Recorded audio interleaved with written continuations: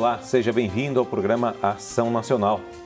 E a Câmara dos Deputados aprovou no dia 30 de maio o texto base do PL 490, o Marco Temporal das Terras Indígenas, projeto que define a demarcação apenas de terras que já eram ocupadas por povos indígenas até a promulgação da Constituição Federal de 1988.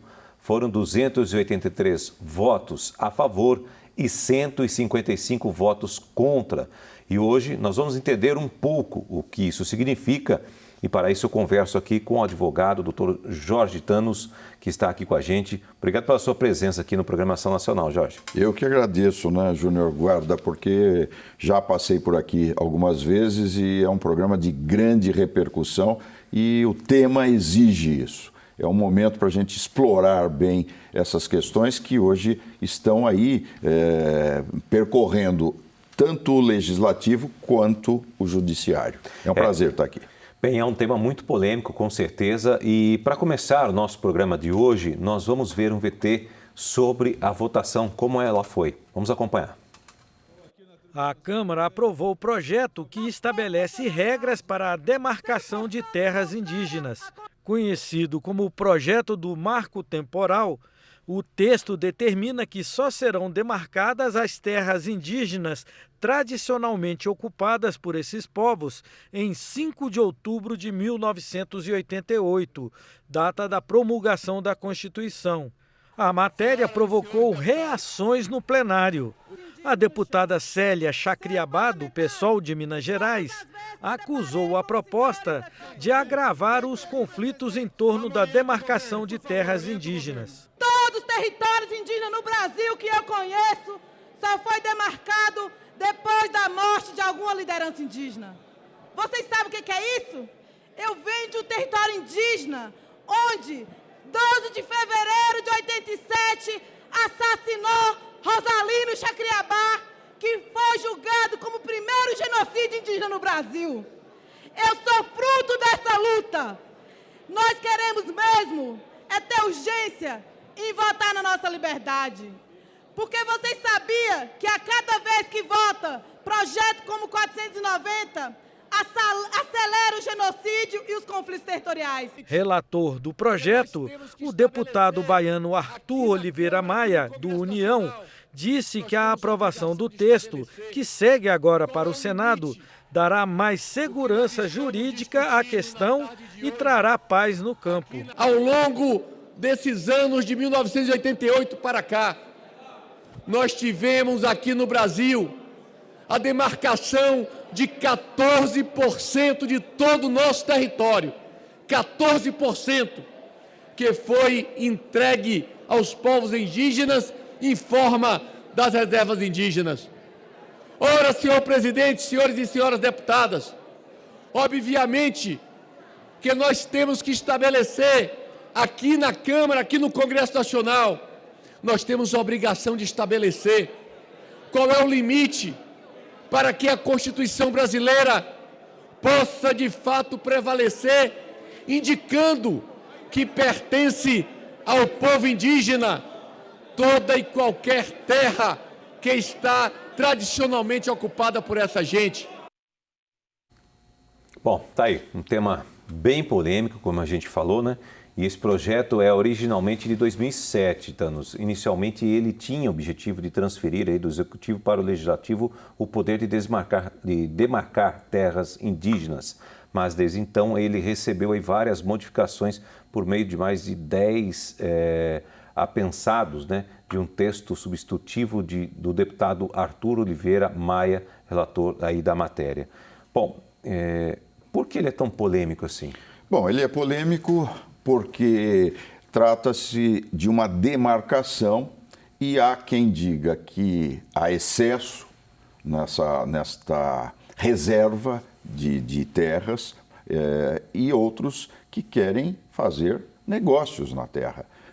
Quer seja o garimpo, quer seja o agronegócio, os ruralistas têm interesse em terra, quer interesses de grileiros. Então, como nós temos hoje, por volta de 900 mil índios, se eu errar um pouco para cima, um pouco para baixo, vocês me perdoem, você me perdoe, mas e na zona rural por volta de quase 600 mil, 570 por aí, vivendo nas áreas urbanas uns 300 e alguma coisa, não é? 1.000 índios. Então, há quem diga que não se possa resolver, mas tem que ser resolvido essa questão, Júnior, porque é uma necessidade relativa não só à preservação do meio ambiente, não só à questão da dignidade da pessoa humana, porque os índios, eles estão hoje classificados, pelo menos em 3 categorias. Os isolados, os ainda parcialmente integrados e os integrados. Então, há que se chegar a um acordo. E este marco temporal, que aliás, você me perdoe, e eu peço desculpas também aos juristas que nos acompanham, eu não vejo data alguma no artigo 231 da Constituição. Essa demarcação a partir de 88, só para quem já estava tradicionalmente ali ocupando a sua área, ela não está definida como 5 de outubro de 1988. Ela precisa ser feita.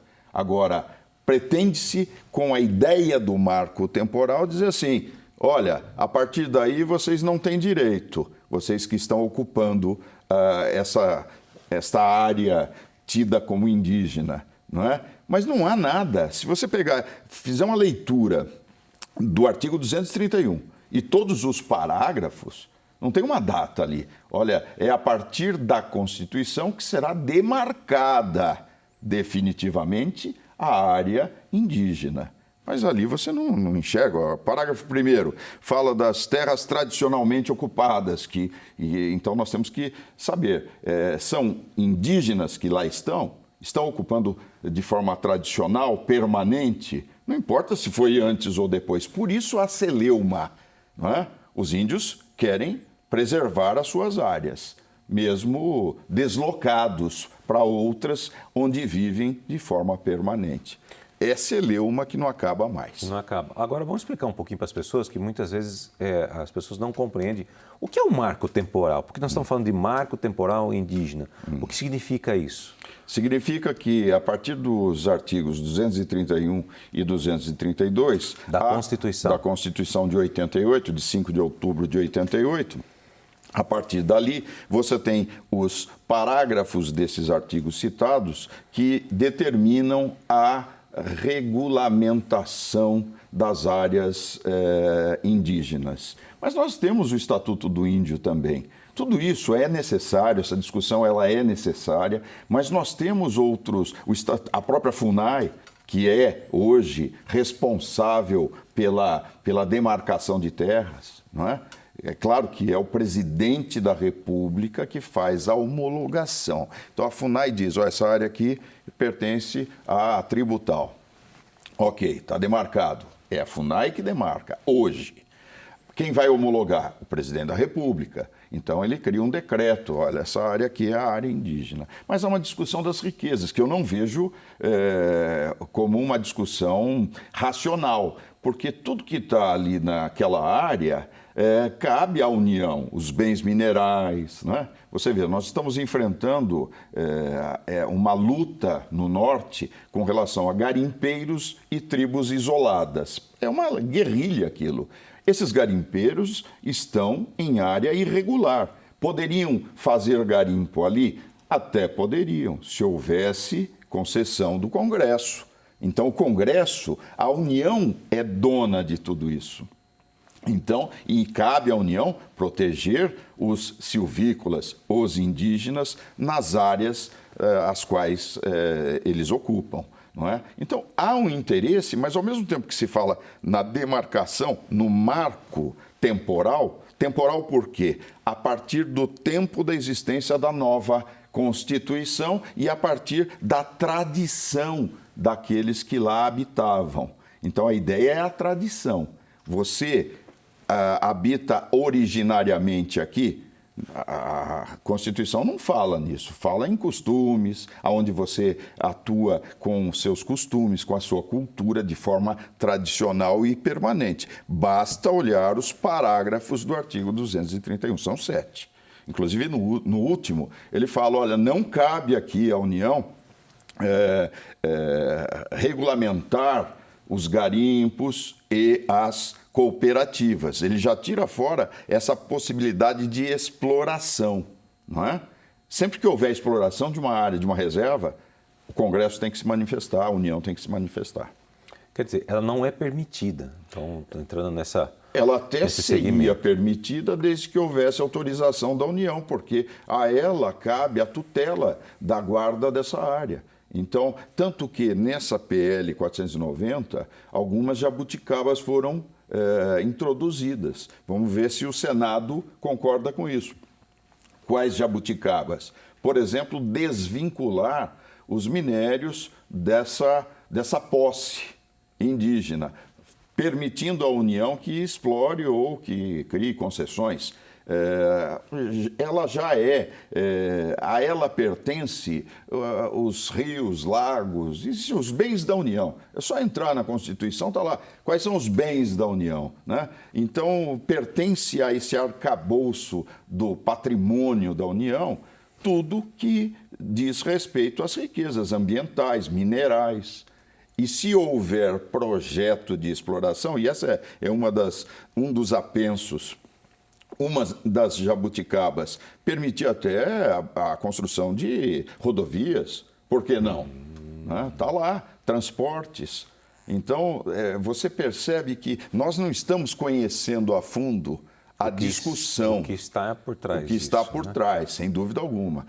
Os índios isolados vai ser um problema muito sério. Porque não se esqueça, caríssimo Júnior Guarda, que os índios têm direito ao SUS, existe a Lei Arouca, existe o Estatuto do Índio. O índio, ele não é outro cidadão. Ele vive numa outra condição, mas ele está integrado, desde que integrado, tanto que é a terceira modalidade que eu já disse, ele pode exercer seus direitos civis. O índio que nasce já tem direito ao registro. Ele não é um alienígena dentro do país. Ele é um cidadão que está aqui e que, pela tradição, deve manter o seu local, o seu habitat, a sua cultura, os seus costumes. Ok, Thanos, eu vou deixar uma pergunta aqui. Se nessas terras o próprio indígena pode explorar. Por exemplo, você falou que a União é proprietária de algumas coisas. Por exemplo, o minério que está embaixo, né? O ouro que está embaixo. Aí um indígena fala assim, nossa tribo vai começar a explorar ouro aqui. Será que ele tem essa permissão de fazer isso? A gente vai responder isso depois do intervalo, a gente volta já. Estamos de volta com o programa Ação Nacional. Hoje eu estou conversando aqui com o advogado Jorge Thanos, que está falando com a gente, que é também comentarista, colunista. Nós estamos falando sobre o marco temporal das terras indígenas. Thanos, eu deixei uma pergunta no ar no bloco anterior, que é a seguinte, né? Os índios, por exemplo, eles podem explorar a área que é deles, por exemplo, eles podem extrair minérios de ferro, os índios, né? Eles podem decidir, por exemplo, fazer a exploração de ouro, né, no subsolo, enfim, como que rege isso? Até que ponto eles podem explorar a terra? Para eles, Júnior Guarda, vale o mesmo que para todo brasileiro. É preciso ter autorização, uma concessão. Ele não pode ir lá extrair algo do subsolo, porque pertence à União. São bens da União. Então, tanto os índios como quaisquer outros cidadãos, eles vão precisar de uma concessão, de uma autorização. E isso se consegue, como eu já disse a você, e eu quero repetir, por meio do Congresso, por meio de lei. E a grande briga do marco temporal está não só no aspecto das riquezas, como nós estávamos conversando, mas também em virtude do poder executivo sair de cena e deixar isso para o legislativo. Então, hoje, a demarcação é feita pela FUNAI, como nós dissemos, e o presidente da República homologa por meio de um decreto e concede a área X ou YZ. Ok. Isso passaria para as mãos do Congresso. Então sairia das mãos do presidente decidir isso. Essa é uma das ideias. É uma das ideias da PL apensos, aqui, né? É um dos apensos que nós temos aqui. E aí ela passaria para a mão do Legislativo. Né? A Câmara e o Senado teriam que fazer essa aprovação.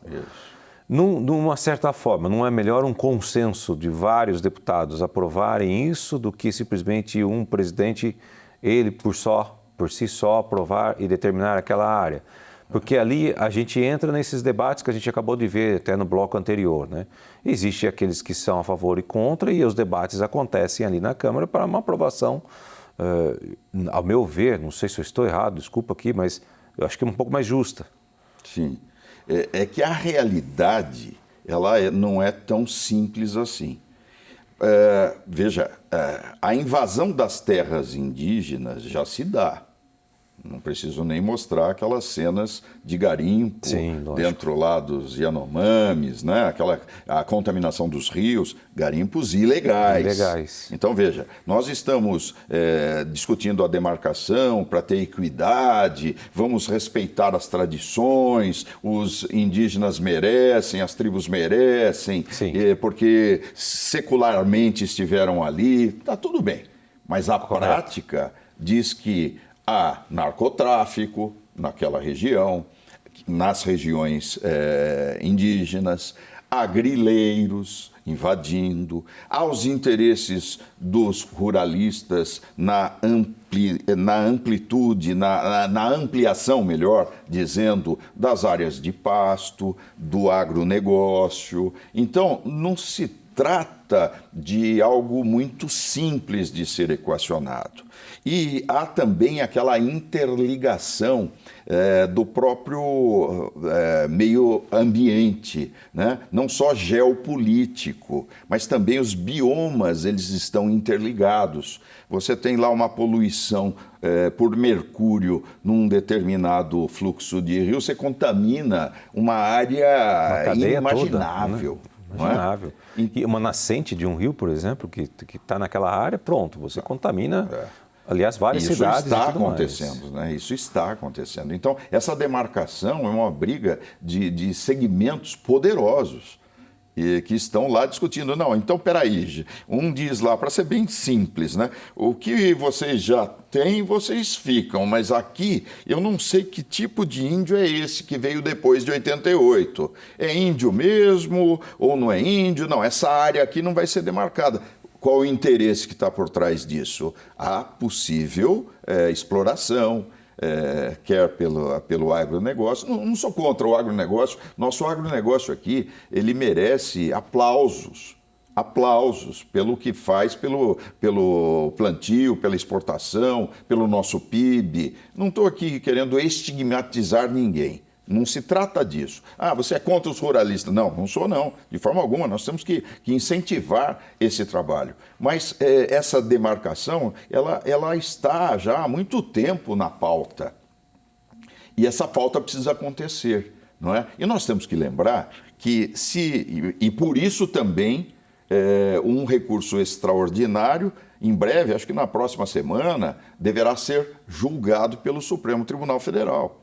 Então, independente desse caminho, dessa aprovação na Câmara dos Deputados, que foi agora levar o projeto, a PL 490, para o Senado, não se esqueça disso, né? O Senado tem também que aprovar, e se houver alguma modificação, volta para a Câmara dos Deputados, nós temos lá um recurso extraordinário numa disputa entre Estado e comunidade indígena para verificar qual a decisão do Supremo com relação ao marco temporal, porque isso está na Constituição. São índios que não são originários dali, mas que estão ali de forma tradicional, como diz a Constituição, por isso que não é fácil decidir, de forma tradicional, exercendo a sua exploração da terra para alimentos, costumes, tradições, e já há algum tempo, mesmo que depois de 88, essas comunidades estão ali interagindo numa área e não por força da sua própria vontade. Eles foram caminhando com o avanço das cidades, com até uma pressão que os levou a habitar aquela área. Ah, tem muita coisa errada? Tem gente aí que é oportunista? Deve ter, mas isso cabe à lei. Né? Isso cabe à Polícia Federal verificar, isso cabe à FUNAI verificar, aos indianistas, né? Esses que estudam os agrupamentos, verificar. E a partir daí, nós temos que dar a cada um o que lhe pertence. Né? Os romanos falam sum quique tribuere, dar a cada um o que é seu. Sim. Olha, gente, na manhã do dia 30 de maio, cerca de 100 indígenas Guarani e Ivirupá, né, que protestavam contra o marco temporal, bloquearam a rodovia dos Bandeirantes, na zona norte de São Paulo. Barricadas com pneus em chamas foram montadas antes das 6 horas da manhã e interromperam totalmente o tráfego na rodovia, provocando mais de 6 quilômetros de congestionamento. Por volta das 9 horas, um caminhão da tropa de choque e 8 viaturas da Polícia Militar de São Paulo foram acionados e o tráfego na região foi liberado 15 minutos depois da chegada das equipes. Portanto, já começou a ocorrer alguns protestos, né, dos indígenas em relação a esse marco, né, temporal. Mas você citou algumas coisas interessantes que eu anotei aqui. Uma delas é a questão do Supremo que vai ter que julgar. Esse caso do julgamento é de Santa Catarina? É de Santa Catarina. Me parece que sim, pela consulta que fiz, porque há vários processos. Então, esse do dia 7, me parece que está já há algum tempo, ainda era o presidente Fux, que era o presidente do Supremo, agora é a Rosa Weber, a ministra Rosa Weber. Então, você vê que já se alongou. O ministro Alexandre de Moraes havia pedido vista desse processo e agora deve se manifestar. Acho que há 2 votos, um a favor do marco, que é como está, que é do ministro, meu Deus do céu, Cássio Nunes. Então, o ministro Cássio Nunes, que é a favor da manutenção do que, em tese, a Constituição diz, porque ela também não diz muita coisa. É uma questão interpretativa, não é à toa que está no Supremo. Mas ele é a favor e me parece que há já um voto do ministro Fachin contra.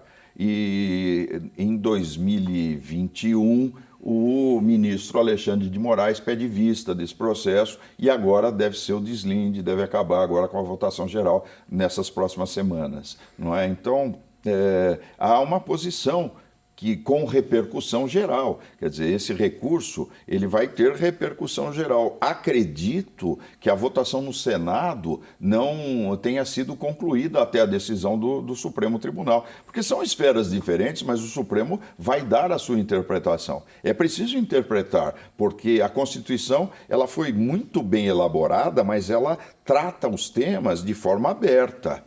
Ela não define o dia. Olha, dia 5 de outubro, ninguém mais pode ocupar nenhuma terra. Não se esqueça que há direitos adquiridos, que são princípios. A questão da posse é importante. Pois é, eu ia te perguntar isso, porque esse é um tema que entra aqui agora. Com uma medida provisória dessa sendo aprovada, né, uma lei, né? Uma PL, sendo aprovada, na verdade, o que vai acontecer no caso desses indígenas? Né? Vai ser julgado aqui agora, ok, eles venceram, mas aí vem a lei que fala que depois de 1988, só quem está antes disso é que tem as terras. Como é que fica esse imbróglio? Então, no final, quem vai resolver, se não estiver claramente descrito em lei, porque a lei também, você tem que lembrar o seguinte, Supremo Tribunal, ele interpreta lacunas da lei, mas ele não vai, em tese, contra a lei. Pode até ter uma interpretação que esse ou aquele doutrinador ou jurista não concorde, mas há fundamento para as decisões do Supremo Tribunal Federal. Muito bem, se houver lacuna nessa legislação, porque o que vai valer é essa legislação, né? Então, a repercussão geral vai ter que vai entrar em choque com aquilo que for escrito. Se houver lacuna, prevalece a decisão. Então, a decisão jurisprudencial, ela vem num processo interpretativo, vai se estudar a doutrina, verificar se o que eu estou dizendo aqui procede, vai ter ministro que vai dizer procede, ele está certo, não tem data aqui definida. Outro vai dizer, não, tem sim. A própria natureza constitucional definiu dia 5 de outubro, é antes e depois. Então, mas aí há que se pesar também, esses que ocupam, a terra não será demarcada. Eles podem ser aí, pode existir no caso, uma reintegração de posse por parte do Estado, no caso daquela ação, é um Estado, me parece, que reivindica aquela área e eles vão sair dali. Mas espera, eles estão há mais de 20 anos, 88, não é um tempo, então é o Instituto da Posse, mas não é o Instituto da Posse que interessa. Se é posse, se é uso capião, a uso capião, não é isso que interessa. É a proteção da União àquela área. Porque quando eu demarco uma terra indígena, os índios passam a ter direitos, só que são inalienáveis, eles são imprescritíveis, eles são, que mais que eu pus aqui? Indisponíveis. Não pode ser vendido, não pode. É da União. A União é a tutora daquela área. É que tem que garantir. Às vezes as pessoas falam assim: o que a União tem que entrar naquela terra indígena e tirar os garimpeiros de lá? Porque é ela que é a tutora daquele espaço, ela que é a dona daquele espaço. Não são os índios os donos. Eles têm, eu claro, achava que eles passavam a ser donos. Eles não podem vender aquela... As terras lá são dos índios, dos indígenas. Não, eles não podem vender aquela terra. Ela pertence à União. É esse o conceito de bens da União que as pessoas precisam entender. Agora, como eu disse lá, puxa vida, eu vou fazer uma estrada aqui, eu preciso de uma estrada. Hoje nós temos problemas sérios na legislação para poder construir estradas, mas se o Congresso aprovar, essa é aquela jabuticaba nos apensos. Que tá lá, né? Então, que colocaram. Então ela pode entrar com uma empresa licitada ali pelas jabuticabas que eu andei observando, que foram postas. Não é? Então... E, na verdade, quem vai acabar definindo tudo é o próprio Congresso. Não é? Então, nós temos aqui, eu prefiro que seja o Congresso, porque é ele que faz lei. Não é? A decisão que vem do Judiciário, ela é ótima, porque ela é fruto de uma provocação. Você provocou o Judiciário, ele tem que dar a resposta. Não sei se eu vou gostar ou você vai gostar, mas ele é obrigado por lei a dar a sentença e a dar a solução. Agora, se o projeto, porque agora todos os deputados estão brigando, já foi aprovado ali, foi para o Senado, vão discutir isso, mas se o texto for mal redigido, trouxer lacunas, voltamos a discutir no Judiciário. Bom, gente, essa é a programação nacional que precisa ir para um rápido intervalo e volta já. Estamos de volta com o programa Ação Nacional. Eu estou conversando aqui hoje com o Dr. Jorge Thanos. Nós estamos falando sobre o marco temporal das terras indígenas. Bom, a gente está falando um pouquinho de leis, nós entramos na questão do Supremo, que tem que julgar e tudo mais no bloco anterior. Mas existe qual seria a tese jurídica dos defensores deste marco temporal? No que se baseia?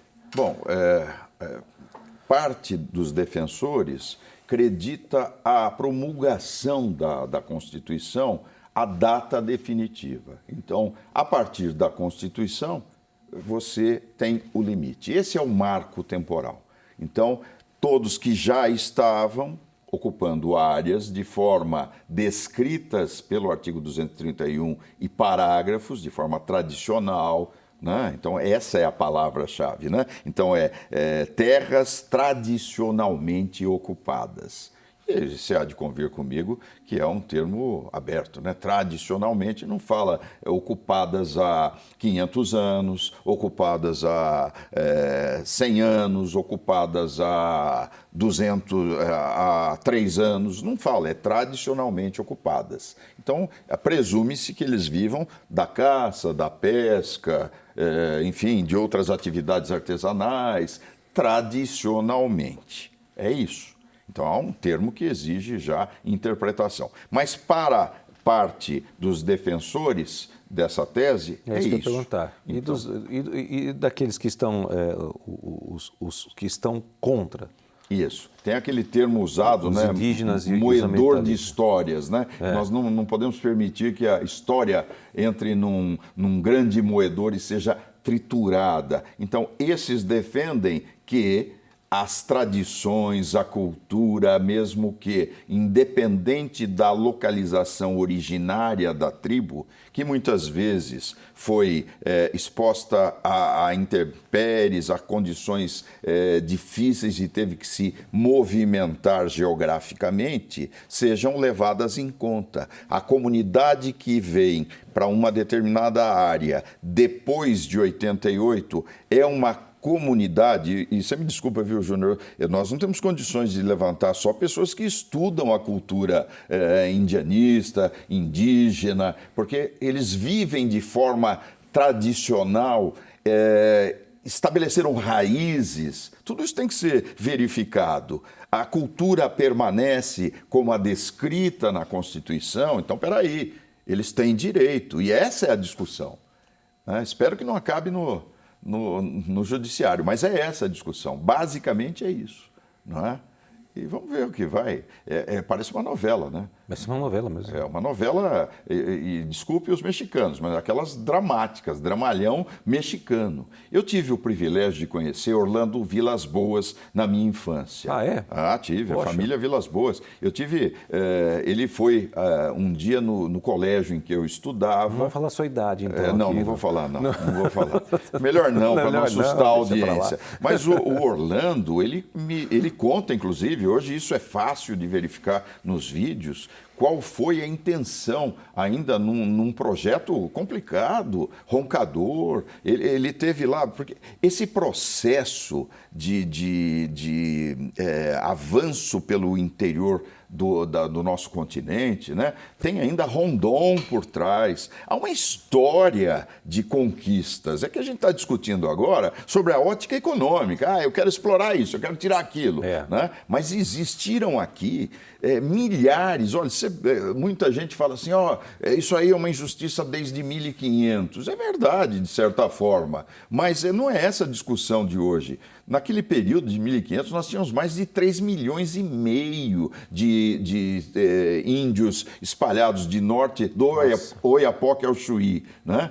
Nós não conhecemos todas as linguagens, todas as línguas, costumes dos índios que ainda estão. Vez por outra se descobre na região norte tribos isoladas, que nunca tiveram contato com a civilização.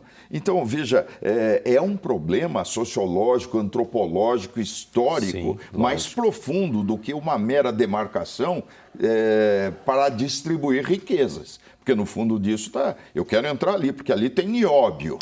O nióbio está em escassez e o nióbio precisa ser explorado. Sim. Então, mais uma jabuticaba lá. Vai ser possível essa exploração, né? Porque muita gente entende, o índio pode cobrar ingresso para entrar nas terras dele. Então, essas coisas... Não tem aquela questão do pedágio? Eu já vi gente que perguntava, mas eles cobram pedágio na estrada quando você passa lá nas terras dele. Né? Se você não passar, toma flechada. Toma flechada. Não é brincadeira isso.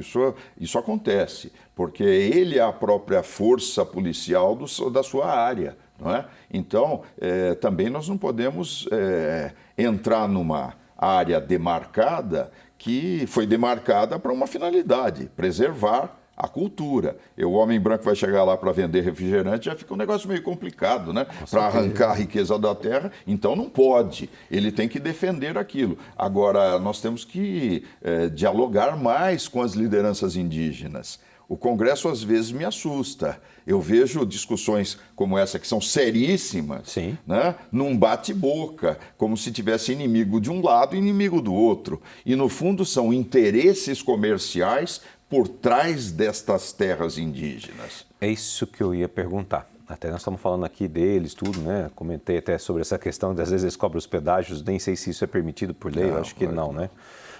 Mas, por trás de muitos, né? Muitos daqueles que nos representam ali dentro, né? Tanto do Senado, quanto... não tem empresas multinacionais que às vezes estão interessadas exatamente nesse filão que a gente acabou de falar aqui, porque tem muita coisa embaixo daquelas terras, né? Meu caro Júnior Guarda, vamos entender o seguinte, o parlamento, ele é um caldeirão de interesses. Então, é óbvio que tem, porque o parlamento representa a sociedade brasileira. E a sociedade brasileira é composta por pessoas físicas e pessoas jurídicas. Não tem nenhum amador lá dentro. Então, evidente que há interesses, quer de mineradoras, quer de grandes proprietários rurais, é evidente. E o parlamento ele tem essa cisão interna, natural, que precisa usar da tribuna para fazer o convencimento das grandes teses. Então, ninguém espera que essa aprovação seja feita para proteger a cultura indígena. Os índios estão lutando, estão lá exercendo seus direitos civis. Nós temos hoje uma ministra índia, que é a Guajajara. Nós temos hoje deputados índios que estão exercendo, já estão integrados à nossa comunidade, não é? Já fazem parte, tanto que tem mandato. Então, eles estão lá lutando pela tradição indígena. E outros vão lutar pela diminuição das áreas demarcadas, outros vão querer explorá-las, enfim, tirando a riqueza que puder. Sim, há interesses e faz parte, compõe o parlamento, essa troca, esta guerra verborrágica. Não é? Mas eu espero que haja bom senso e se preserve, porque enquanto tivermos ali reservas demarcadas, terras, não usa nem esse termo, terras demarcadas, nós vamos ter um meio ambiente poupado. Então, até onde vale a pena? Eu acho que os parlamentares têm que pensar. E eu acho que vale a pena. Então, mas é importante a demarcação dessas terras indígenas? É importante? É importante, porque eu uso um termo que as pessoas não entendem. Muitas vezes falam, eu não devo nada para ninguém. Eu falei, não, mas a sociedade ocidental tem uma dívida com determinados segmentos. Essa dívida não é paga em dinheiro só. Até pode pagar indenizações. Mas nós temos uma dívida moral com a opressão que a mulher recebeu de longa data. Então, a mulher foi sufocada durante longo período, até num processo um processo menor, para não usar um termo errado que complique o nosso diálogo, um processo menor frente aos homens. Então, nós temos uma dívida com as mulheres. Nós temos que cuidar, por meio da legislação, dessas mulheres. Nós temos uma dívida com os afrodescendentes. Então tem gente que fala, esse negócio de cota, não, mas nós temos uma dívida que nós temos que resgatar. Quando é que acaba essa dívida? Quando a população tiver dignidade, quando as mulheres, os afrodescendentes, os índios tiverem dignidade na reciprocidade da legislação da União. Então, estes índios que já estão integrados, eles já sabem lutar, eles já se candidatam, eles já sabem qual é o caminho. Mas e o isolado? Quem é que vai cuidar dele? Porque se chegar um homem branco ali, vamos chamar de homem branco, né? E der um espirro ali, ele mata a tribo. Exatamente. Ele mata a comunidade. Então, um vírus que ele leve lá. A legislação, ela é uma forma de quitar uma dívida moral histórica para todos esses segmentos que precisam do amparo do Estado democrático de direito. É longo o caminho? É. Esse é um primeiro passo, Júnior Guarda. Bom, gente, a gente vai para um rápido intervalo e a gente volta já. De volta com Programação Nacional. Hoje estou conversando aqui com o Dr. Jorge Thanos, ele que é advogado e também comentarista, né? E está participando com a gente está falando sobre o marco temporal das terras indígenas.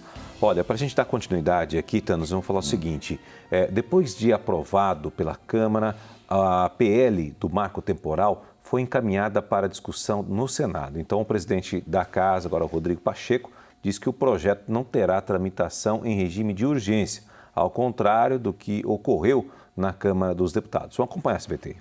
O projeto nem começou a tramitar oficialmente no Senado e já está dominando as discussões nos corredores e nas comissões.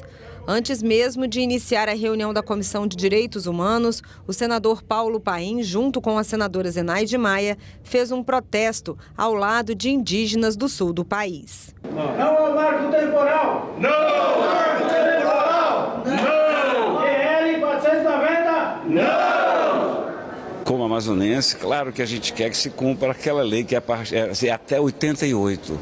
Até 88 se demarca, se marca terras indígenas. Agora, a partir de 88 para cá, foi quando acelerou o trabalho dos ambientalistas internacionais, com a aquiescência dos brasileiros, porque eles botaram tudo que quiseram na lei, de 88, e começaram a se preparar. E o que a gente vê hoje na Amazônia, esse absurdo da gente não poder fazer nada. Na Comissão de Meio Ambiente, que tratava de licenciamento ambiental, a aprovação do marco temporal também foi debatida. Inclusive, vou solicitar à Casa, ao presidente, o envio do 490 para que ele tenha o devido rito aqui dentro dessa casa, inclusive passar pelas nossas comissões. O governo quer fazer uma terra indígena? Compre. Não tome, mas compre e faça terra indígena, ora. A proposta aprovada pelos deputados estabelece como marco temporal de demarcação de terras indígenas a data de 5 de outubro de 88, quando foi promulgada a Constituição. Apenas os povos indígenas que ocupavam ou tinham terras em disputa até essa data teriam a garantia da demarcação. O texto, como foi aprovado pela Câmara, pode colocar em risco processos de demarcação que já estão em andamento e também áreas já demarcadas, que poderão ser futuramente questionadas na Justiça. A matéria tramitou na Câmara em regime de urgência, mas aqui no Senado deve ser discutida com mais tempo. Foi o que garantiu o presidente Rodrigo Pacheco após reunião ontem com a ministra dos Povos Indígenas, Sônia Guajajara. O encontro ocorreu antes da votação na Câmara. O que eu falei de cautela, de prudência, é submeter à comissão, antes de submeter ao plenário, permitindo que quem queira debater esse tema possa ter o tempo também no Senado para esse debate. Bom, tá aí. Tema polêmico, pelo visto no Senado a coisa não vai ser tão célere. Acelerada, como a gente pode ver que aconteceu lá, na Câmara dos Deputados. Se o Senado barrar aí, depois de uma certa análise profunda, para tudo?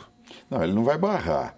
Com certeza, os senadores vão fazer propostas, vão querer alterações, porque você percebeu que há interesses locais também. Sim, dá para perceber. De políticos localizados, alguns já alinhados com a preocupação indígena contra o marco temporal e daqueles que têm a exploração da terra e verão ali suas áreas, quem sabe, quiçá, limitadas. Então, os interesses eles são bem transparentes. Não dá para a gente simplesmente achar que vamos preservar o meio ambiente, não é? Porque o outro está querendo a exploração das áreas, não é? Você vê, o senador Randolph Rodrigues é líder do governo. Ele é daqueles que apoia o não ao marco temporal, não é? Por outro lado, você tem outros políticos daquela região que têm interesse.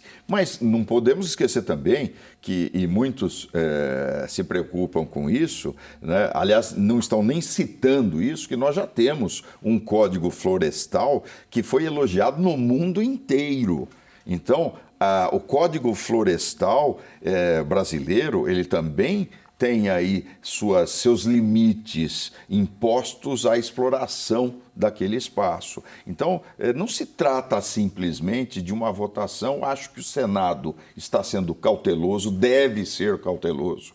As pessoas têm que ler o que elas aprovam, não é? Isso não é uma lei qualquer. Elas têm não é simples assim. Não, tem que ir para uma comissão, verificar. E se houver qualquer mudança, isso volta e recomeça na Câmara dos Deputados. Então, se houver uma aprovação incólume, não se altera nada no Senado, aí ela já vai para a fase final de aprovação e integração no nosso sistema jurídico, nosso ordenamento.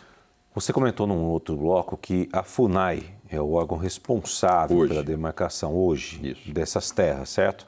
Ela está sendo ouvida nesse processo? Ela foi ouvida? Ela não teria que estar lá, nesse momento, fazendo parte de todo esse trâmite? Então, você veja o seguinte, o Supremo Tribunal Federal, me desculpe voltar para o Judiciário, quando ele vai julgar uma ação de grande repercussão, ele se utiliza do amico curiae, o amigo da corte.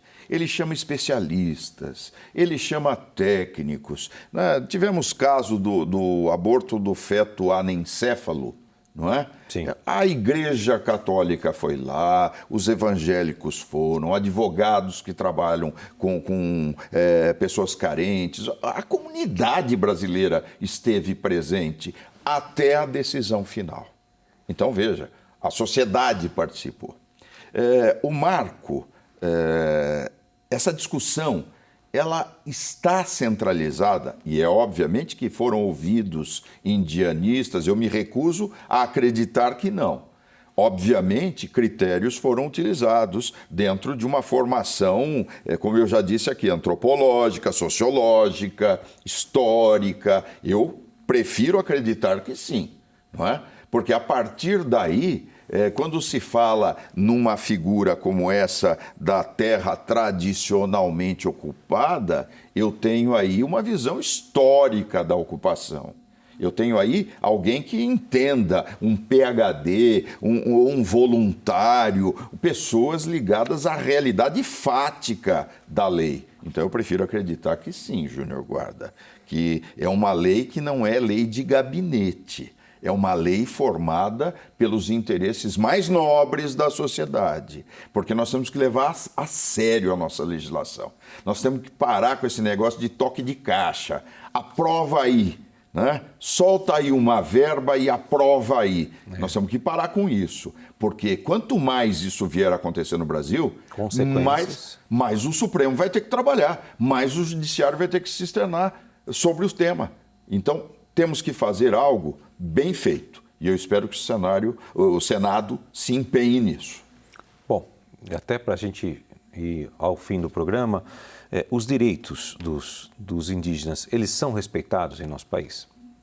Bom, os direitos do cidadão brasileiro são respeitados nesse país. Então, o indivíduo classe A tem o mesmo direito do indivíduo lá da comunidade. Ele tem. A Constituição diz que todos são iguais perante a lei. Artigo 5º da Constituição Federal. Todos são iguais perante a lei. Temos direito à vida, à liberdade, à propriedade, não é? Todos são iguais perante a lei. Aí vai para o inciso 1º e diz que homens e mulheres também são iguais em direitos e deveres. Então, a nossa Constituição é a Constituição cidadã. Se ela ainda não está sendo, na prática, observada, é porque ela é pouco lida. Mas ela é a Bíblia da cidadania. Então, quando você fala aqui na Bíblia das nossas religiões, você fala em respeito ao próximo. Então, tem lá também, na Carta Magna, o respeito pela dignidade da pessoa humana. Então, os estrangeiros que chegam aqui têm os mesmos direitos, né, que todos os brasileiros. Eles podem ir para o SUS, né? Os índios podem. Lei Arouca, eles têm direito a usar o SUS, não é? Então, agora, se esses direitos estão sendo respeitados ou não, não cabe a mim julgar. Cabe à polícia, cabe ao Ministério Público, cabe ao Judiciário. Thanos, muito obrigado pela sua participação aqui mais uma vez no Ação Nacional.